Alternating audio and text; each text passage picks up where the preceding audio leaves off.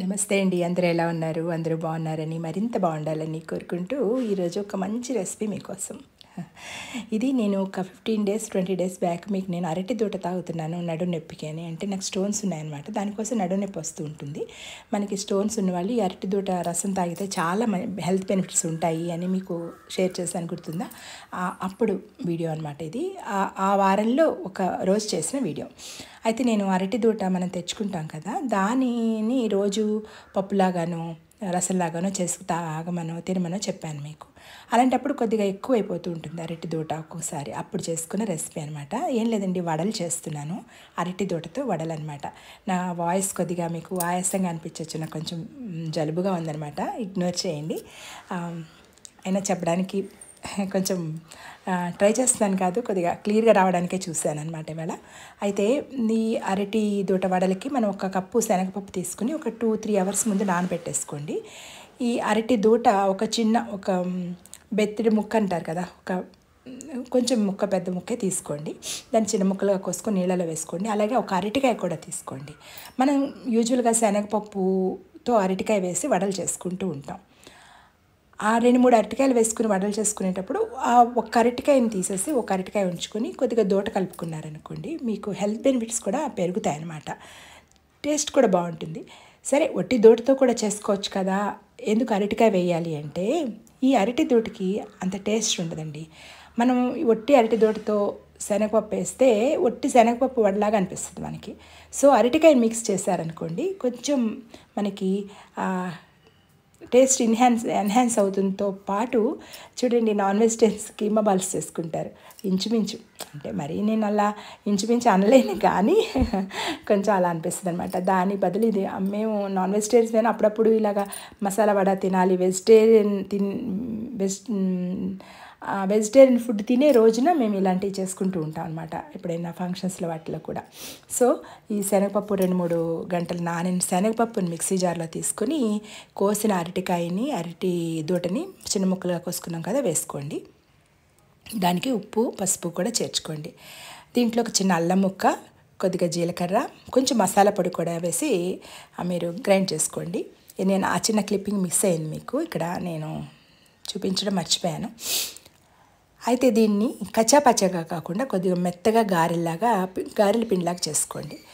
దాంట్లో కొద్దిగా జీలకర్ర, ఉల్లిపాయ ముక్కలు, ఇంకొంచెం మీకు పచ్చిమిరకాయ ముక్కలు కావాలనుకుంటే పచ్చిమిరకాయ ముక్కలు కూడా వేసుకోండి. ఎండుమిరపకాయ కూడా గ్రైండ్ చేసేటప్పుడు కొంతమంది వేస్తారు, నేనైతే అట్టే వేయనది, ఓన్లీ పచ్చిమిరకాయలతోనే నేను చేస్తూ ఉంటానన్నమాట. ఇది గారెల పిండిలాగా ఎందుకు చేస్తున్నానంటే, మీరు అరటికాయ వడలు, శనగపప్పు వడలు చేసినప్పుడు కచ్చాపచ్చగా గ్రైండ్ చేసుకుంటాం. కానీ ఇక్కడ కచ్చాపచ్చగా గ్రైండ్ చేస్తే మనకు ఆ పీచు ఉండిపోతుంది. మన పిల్లలు కానీ జెంట్స్ కానీ తినడానికి కొంచెం హెసిటేట్ చేస్తారనమాట. సో వాళ్ళని మెప్పించడం కోసం, వాళ్ళ కన్ను కప్పడం కోసం, అబ్బాయి ఇది మీరు తినేదే చాలా బాగుంటుంది అని మనం చెప్పినప్పుడు దానిలో పీచు రాకూడదు కదా. సో అట్లా అనమాట. అందుకని మీరు చక్కగా మెత్తగా గ్రైండ్ చేసుకుంటే ఆ పీచు ఉంటుందండి దాంట్లో, లేకుండా పోదు, కానీ బైండ్ అయిపోద్ది అనమాట, వాళ్ళకి పంటికి తగలదు. ముక్కలుగా ఉంటే కొంచెం పండుగ తగులుతుంది అనమాట. కొత్తిమీర, కరివేపాకు, మళ్ళీ ఇంకొంచెం పచ్చి ఉల్లిపాయలు, పచ్చిమిరకాయలు కూడా వేసుకున్నాం కదా, చిన్న వడల్లాగా వేసేసుకోండి. చూడండి, మనం డీప్ ఫ్రైకి ఆయిల్ తీసుకున్నప్పుడు ఇదివరకు బాండీకి సగానికి తీసుకుని ఇష్టం వచ్చినట్టు చేసేసుకునేవాళ్ళం.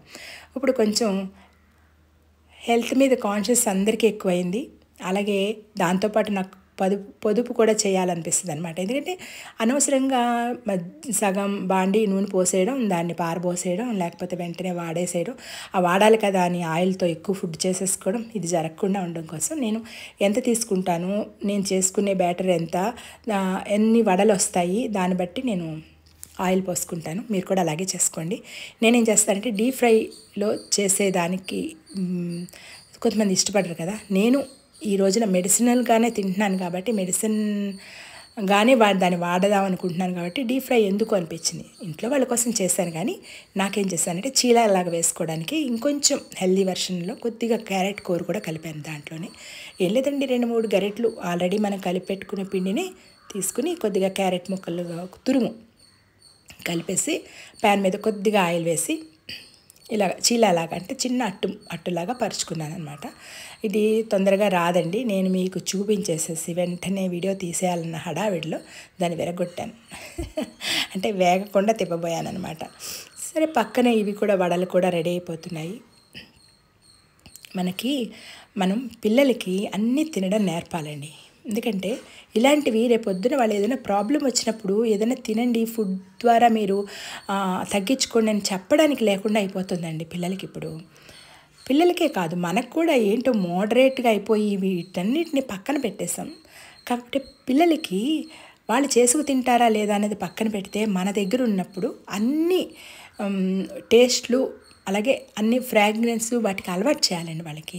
అబ్బాయి ఇది తిన్ను, నాకు ఈ వాసన పడదు, ఇది ఎలా తింటారు అని అనకుండా వాళ్ళకి నచ్చే విధంగా ఫస్ట్ మొదట్లో వాళ్ళకి నచ్చే విధంగా చేసి పెట్టి వాళ్ళు తినేటట్టు చేస్తేనండి వాళ్ళు ఆ వాసన అవి వాళ్ళకి అలవాటు పడతారు. పైగా వాళ్ళకి ఫుడ్ ఎలర్జీస్ ఏమైనా ఉన్నా మనకు తెలుస్తుంది అనమాట. దాన్ని బట్టి మనం వాళ్ళకి రేపొద్దున హెల్దీ వర్షన్స్ని మనం వాళ్ళకి అలవాటు చేయొచ్చు అనమాట. నా ఉద్దేశం అయితే ఇదండి. మా పిల్లలకి అన్నీ అలవాటు చేశాను నేను. మా ఇంట్లో నాన్ వెజిటేరియన్ చాలా ఎక్కువ తింటాం, కానీ పిల్లలకి ఇవన్నీ అలవాటు చేశాను అనమాట. ఆకుకూరలు ఇవన్నీ మీరు కూడా అలవాటు చేయండి. చిన్నప్పటి నుంచి అలవాటు చేస్తే వాళ్ళు తింటారు. వద్దని పెరుగన్నం పెట్టినా వాళ్ళు మారం చేస్తారండి. కానీ మనం ఏం చేయాలండి, వాళ్ళకి చక్కగా అలవాటు చేస్తేనే కానీ అలవాటు అవ్వదనమాట. అంతే కదా. సో ఏమని హితవు అనుకోకుండా కొద్దిగా గమనిస్తారని.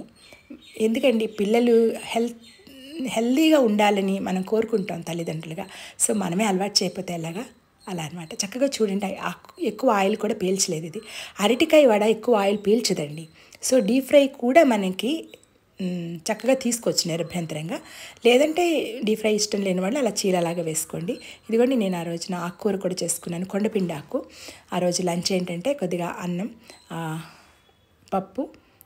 ఇది పప్పుని వేసాను కదా, దోటపప్పు అనమాట అది, ఆకుకూర. అలాగే ఇది ఆనపకాయ కూర. ఆ రోజంతా అలాగా సాఫ్ట్ డైట్ అనమాట మాకు.